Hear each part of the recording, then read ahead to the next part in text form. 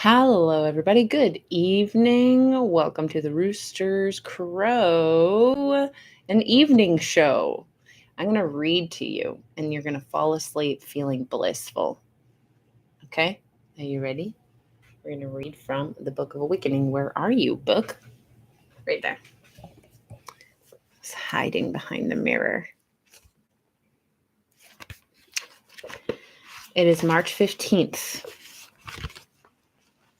And it says, hello, viewer. Welcome. The power of symbols. Allow me to read you to sleep. Well, I guess if you're in this part of the world, it's bedtime. It's 10:43 where I am. It's my bedtime. The power of symbols. If you truly hold a stone, you can feel the mountain it came from. A caveman picking berries was cornered by a wild and now extinct creature, and when he was spared by the sudden snap of a tree limb that scared the beast off, he took a piece of the fallen bough as a good luck charm. And so the story of symbols began. People have always saved scraps of their experience to help remind them of the forces of life that can't always be seen. Hello, newcomers. Filled with the timeless rhythm of the ocean, we pocket a shell and carry it thousands of miles to know that presence of ocean when we are hours from the sea. It is why we treasure certain songs, why we save ticket stubs and dried out flowers. Symbols are living mirrors of the deepest understandings that have no words. Symbols. Deepest understandings. I know of two friends who made it through Vietnam. They were rehabilitated in Italy, and before coming home, they split a copper lyre, each holding dear the other's half. I wonder if that's supposed to say wire? It's with an L. Copper lyre? Oh, it's an Italian. Yeah, that's what it is. It's like a coin, I think. Each holding dear the other's half, as if it were the break of heart forever left in that God-forsaken jungle. We ask the smallest items of everyday life to carry unbearable meaning for us. And the dearest ones work like Aladdin's lamp.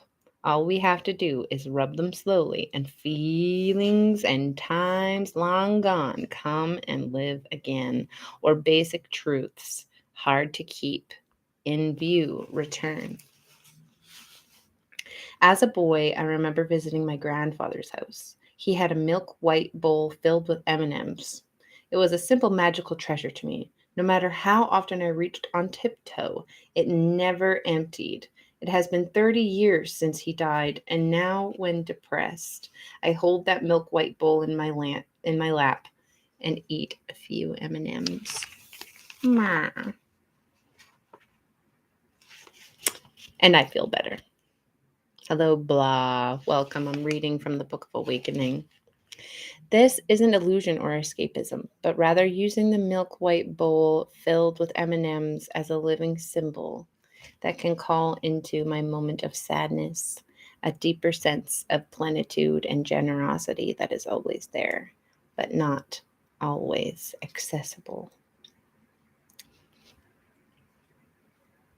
This is the proper use of symbols, not to coldly represent ideas, but to call into being all that lives in us and about us.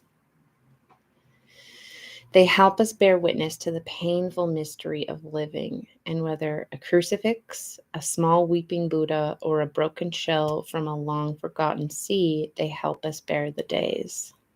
Hello, Christopher Malupa Neonis. Okay, so maybe that was a little blah, but I'm a little tired, and it was a bit of a long one. Ready? That was the passage. This is the meditation. Recall a special moment in growing up.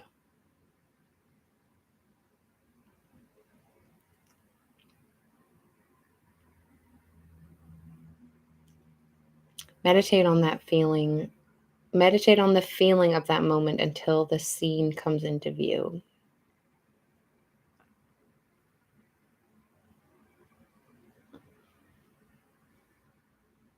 Slowly feel your way about this special moment and focus on a detail, a certain chair or smell or lilac or a rainy piece of glass. Hello, ale. With reverence, lift up this detail as a living symbol of all this special moment means to you. The next time you feel less than, bring yourself in contact with this very personal symbol. I want to be. Let it open you to gifts you don't always remember.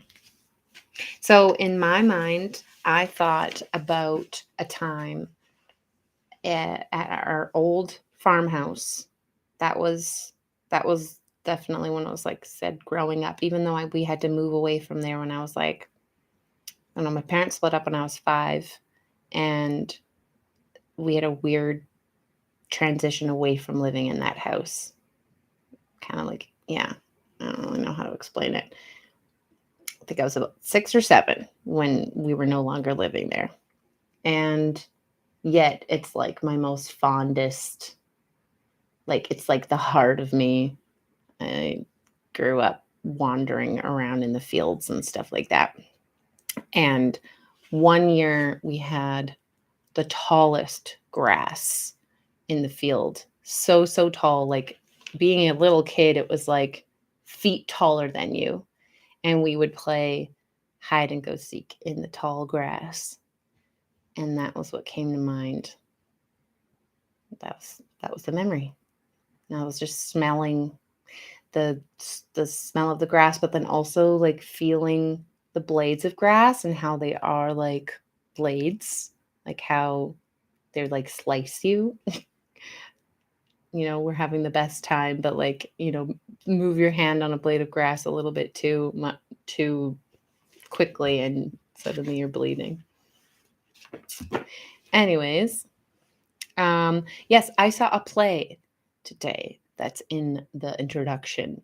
Um, it was nice. Hello again, Cheney and Tiffy Babe. The play that I saw was good. I was very late. I was a half an hour late. 1, because I'm not good at time managing. 2, because I got lost. And 3, because I did not have enough money in my bank account to pay to get on the train. Literally, I couldn't load my Presto card because I had 90 cents left. I'm waiting on my settlement. It is coming soon. And I either get paid this Friday or next Friday, but that's going to go to first and last rent anyways. So, yeah, so that was funny. I had to ask family for money again. But I got to go to a play and it was a really nice, it was sad play, but it was a good play. It was well done. The actors were all really good. And I really liked the way it was called Unity 1918. And it's about in 1918, when the war was going on. It was also, hello, Tempest. In 1918, the war was happening, and it's set in Canada. I think it's probably set in Toronto, this play that I saw. And there was a flu going on at the same time. And it was really wild to watch, like, 100 years ago, they're basically going through the same thing that we were going through with COVID, with them needing to wear masks and them needing to have, hello, Queen for Christ. Welcome. My name is the Rooster. Just talking about a play that I saw tonight. Yeah, needing to restrict travel, needing to not congregate, all of this stuff. It was really crazy. And then the war happening at the same time. And, spoiler alert, everybody dies. everybody dies from the flu. They either were killed in the war or they died because they got sick. Hi, thanks for being a fan. Yes, this play that I saw, it was well done. It was funny at parts and good actors, and the way that they like changed scenes, it was just all really smooth. Even though it was like the scenes were changed by the actors, they just like grabbed the stuff and left off the stage, or lights wouldn't go down and like people who were supposed to be dead would just like sit up and like walk off the stage. It was like, I liked it. It was good. Your old baby. Hello. Yeah, it was a good play. I liked it. I missed the first half an hour, but apparently it was only like the setup. It wasn't, I didn't miss too much. Unity. Good job. Good job. Something college at the Annex Theater. Randolph College. Good job, everybody. Okay. So, we're going to do a rune reading. Y'all ready for this? We don't pull the Nature of Infinite Love and Gratitude cards anymore. I've decided. We just don't do it. Widowmaker is here. Hi, how are you? So we've already read the Nepo passage. It was good. It's kind of boring today. It's probably just me. I'm kind of boring right now, so I'm tired. It's late for me. But if you want to listen to the reading, check me out on YouTube. Just look up the Rooster. He's there. So we're going to do a rune reading. We're going to see what answers we have today. Hi, lovely bee. What do we have today? What is our issue?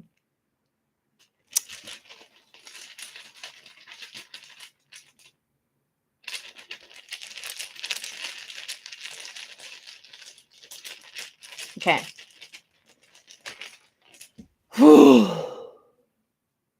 Okay. When I pulled it out like this. So that means it's reversed.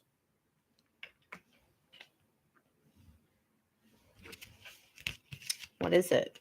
We haven't got this one yet, I don't think. It's number 3.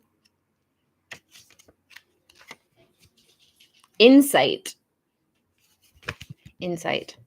And soothes. Learn from come downs and setbacks. Unsure of the destination, keep centered and grow. Yeah, baby. Learn from come downs and setbacks. Learn. Gosh darn it. Unsure of the destination, keep centered and grow. Okay, cool. That was speaking to the issue. Now we're going to have an alternative action, something that we can do, some advice from the runes, some further advice, an alternative action.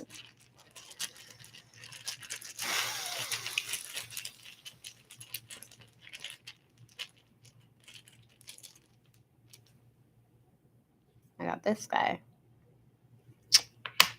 We also haven't had that one before.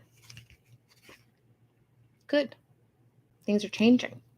Change is inevitable. 21, which is also 3.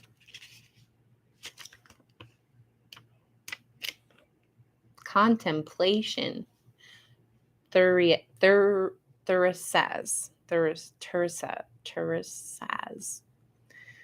Speaks of transformational forces and gateways. Recognize your readiness to contact successful action and choose the time. Cool. Okay, so the first one was learn from your setbacks, keep centered, and grow. Transformational forces and gateways. Recognize your readiness and choose the time. Okay. Yes. Working with readiness. That is something that we always talk about in energy healing school too. Hello, James loves you. Thanks for being here. We're in the middle of a rune reading. It says, "Hey, Char, what's up?" Something we always say in, that we always talk about in what we always talked about in energy healing school was just about resistance and readiness, and that you don't want to force your client or yourself when you're doing your inner work. If you're not ready, if you're not ready, if your client's not ready, if there's just fear, if there's fear blocks, you don't push against those blocks.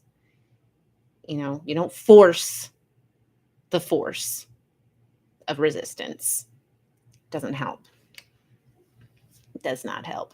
Trust me, he keeps trying. It keeps not working. But you also have to be open to your readiness. You have to recognize readiness and like lean into the readiness. You kind of like invite yourself with this readiness. You just like open up a little more type of thing. Okay, so this is our third one. This is a new opinion. What's the new opinion we got going on here? Hello, Careboy.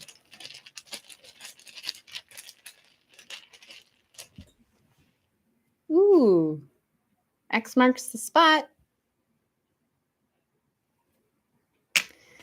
Ooh, learned some really cool facts today too. There's some really neat scenes in the play, and something about like measurements, like the width of your eye is the same length as the space between your eye, and like the space between your fingertip and your, like, I don't know, something about your is the same size as your nose. Like all of like so many measurements about your body and how it's the same as this, the same as that. It's like, whoa. And they just were listing it. Partnership. Be the best seller. That's what the new opinion is. This rune speaks of partnerships achieved when separate beings retain their uniqueness even as they grow. Hello there. I sell Dragon DM. Welcome to the Roosters show. Hello again, Jeannie. Partnership. Gibo is the rune name. Gibo. Partnerships achieved when separate beings retain their uniqueness even as they grow together, allowing freedom and self-determination. Retain individualities. Yay!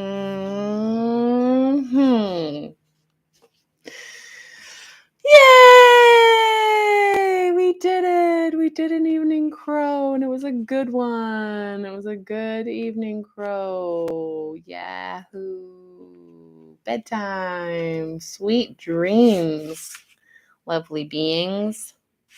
Thanks for being here. Yeah.